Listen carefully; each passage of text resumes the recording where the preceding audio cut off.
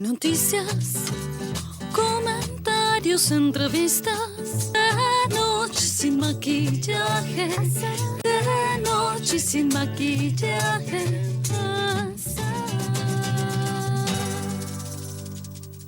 Buenas noches a todos, bienvenidos a De Noche y Sin Maquillaje. Soy Gabriela López Trejo y en esta ocasión le agradezco infinitamente a la licenciada Citlali Rodríguez que como siempre nos dispense unos minutos de su tiempo para hacer el comentario semanal que a ustedes tanto les gusta, que tanto piden, que tanto buscan, que tanto siguen. Y bueno, pues como es una exigencia ya de quienes gustan de este programa, sin más le cedo los micrófonos, le agradezco que esté aquí y le doy la bienvenida y las buenas noches. Licenciada Citlali Rodríguez, por favor, coméntanos esta semana respecto al aniversario a nivel federal del voto de la mujer. Se cumplen años que precisamente tú sabes cuántos fueron, tú siempre eres de datos muy precisos y pues te pido que nos compartas el tema. Buenas noches, Gaby, buenas noches a todos los que nos siguen. Y efectivamente creo que no debemos de pasar de largo el que acabamos de celebrar el 61 aniversario del voto de la mujer en México. Parecen muchos años, pero realmente son muy pocos en nuestra democracia, todavía tan en pañales, tan en ciernes. Y me gustaría hablar un poquito de la historia de lo que son los 61 años del voto de la mujer en nuestro país. Obviamente no ha sido producto de una varita mágica, no es por obra del Espíritu Santo. Ha habido una lucha histórica por parte de muchas mujeres y también de hombres que a lo largo de la historia de nuestra patria pues han contribuido para que esto sea un hecho y una realidad. Y hoy por hoy las mujeres podamos ser electas en cargos de elección popular y podamos también sufragar en una urna tal y como lo hacen los hombres. Esto a las nuevas generaciones pues pudiera parecerles hasta ridículo, ajeno a una realidad, pero pues esto tiene pocos años en nuestro país. Recordemos que los primeros tintes para que esto llegara a consolidarse, pues se dieron por ahí en el año 1884 y 1887. Había un grupo feminista de mujeres muy capaces que escribían y tenían una revista que se llamaba Violetas de la Náhuac. En esta revista trataban de concientizar a toda una sociedad de que era muy importante el sufragio femenino. Obviamente eran muy pocas las voces, eran pues tildadas de locas, de que esas no son iguales las mujeres, porque van a votar, que se dediquen a estar en sus casas, son unas revoltosas feministas.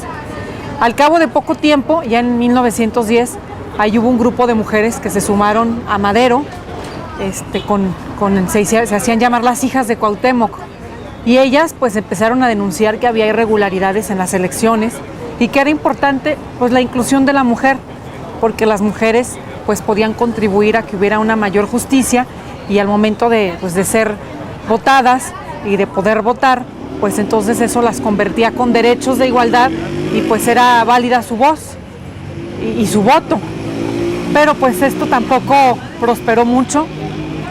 Pasaron algunos años, en 1916 hubo en nuestro país el primer congreso feminista.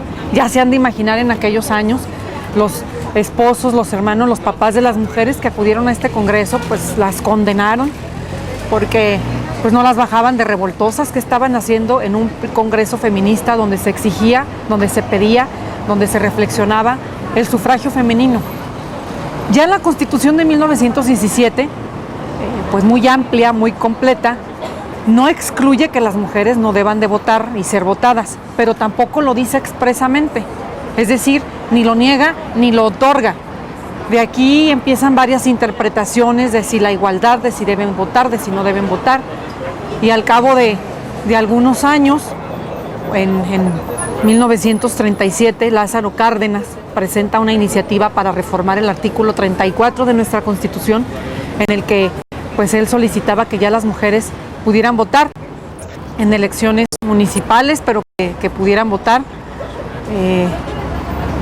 también en las federales. Lo que pasa que no transitó esta iniciativa en algunos, casi en todos los estados se aprobó, se discutió, se vio con buenos ojos, pero al momento de llegar ya a la cúpula del pleno legislativo, de aquellos que toman las decisiones, pues no pasó, porque decían en ese entonces los políticos que mandaban en el país, pues que estas mujeres que empezaron a propiciar estos movimientos pues traían influencias de curas, de sacerdotes, y que pues esas influencias no podían plasmarse en la Constitución, entonces que definitivamente pues no se les iba a otorgar ese derecho.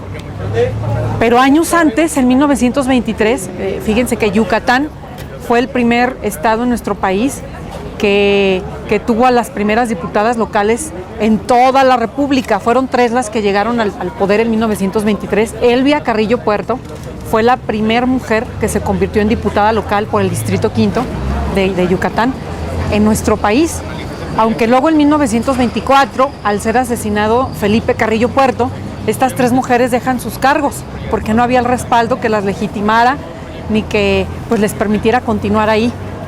Luego otros estados como San Luis, Chiapas, Tabasco también se adelantaron a la federación y en 1924 y 1925 ellos otorgan los derechos para que las mujeres en elecciones municipales y en algunos de estos estados a nivel estatal las mujeres pudieran votar y ser votadas. Pero tampoco prosperó, con los años desaparece esto.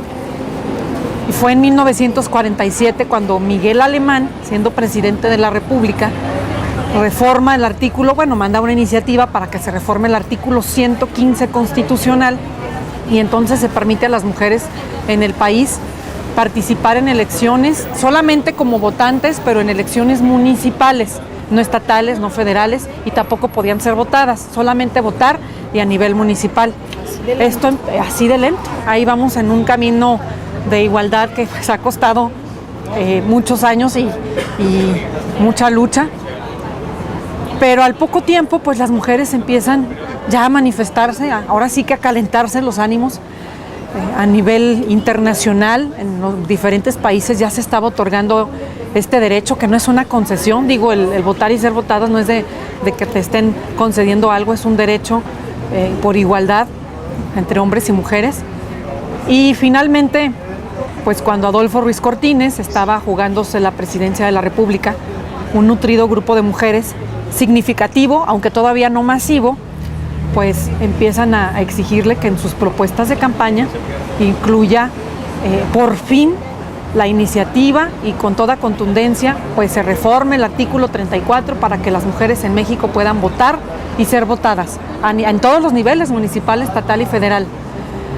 Él en 1952 se adelanta a las protestas de la oposición de que cumpliera con esta promesa.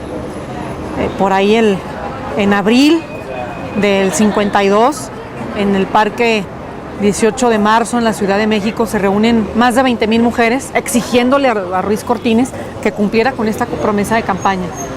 Adolfo Ruiz Cortines, pues viéndose pues ya ahora sí en una coyuntura de que no podía hacerse otro lado, obviamente tuvo la voluntad, pero también la presión social y la presión internacional lo orillaron a presentar una iniciativa en el 52 y finalmente pues transita en la Cámara de Diputados, es aprobada y en 1953, el 17 de octubre de 1953, aparece en el Diario Oficial de la Federación pues esta reforma al artículo 34 de la Constitución, donde otorgaba a las mujeres en México por primera vez en la historia el derecho de votar y ser votadas en todas las elecciones. Fue hasta 1955 cuando hubo elecciones federales, se votó para renovar el Congreso de la Unión y las mujeres votan por primera vez en 1955 para elegir a legisladores federales en nuestro país.